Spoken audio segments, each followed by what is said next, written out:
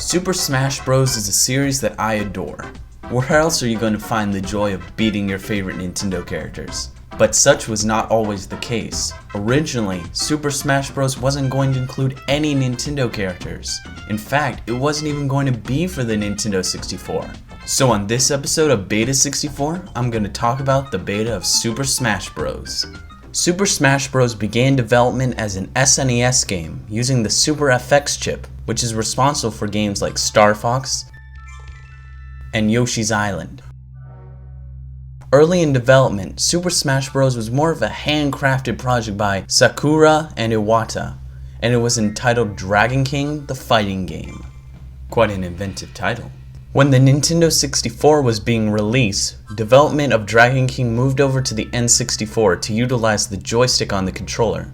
As seen in these early screenshots, Dragon King lacks the Nintendo characters in the final version, but other than that, the gameplay looks relatively the same. Sakura, the designer of Dragon King, felt that the game needed an atmosphere more suitable for a home console game.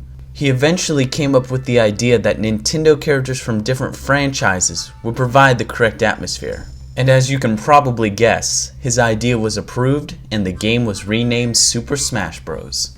Now, unlike most beta games, there isn't a whole lot different between this version of Super Smash Bros. And the final product. Sure, some stages are different colors and the game selection screen changed, but other than that, the beta is almost identical to the final version. Now, even though they are relatively the same, there are some beta stages that can be accessed with Game Shark. The beta stages have invisible bears and platforms as well as some strange polygons in them.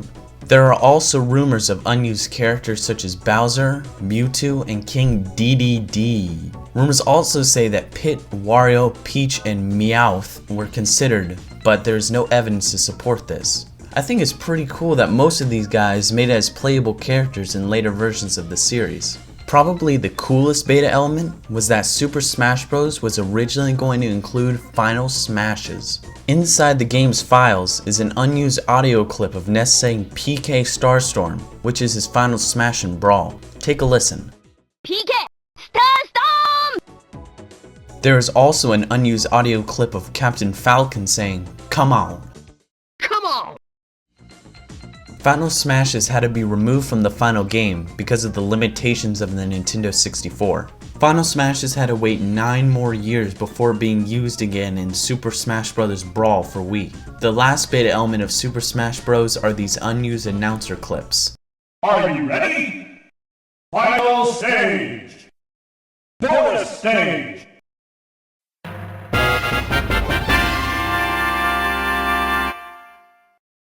So that's the beta of Super Smash Bros. There aren't too many changes from the beta to the final game, and it's nice that the changes that were there were added in later installments of the series.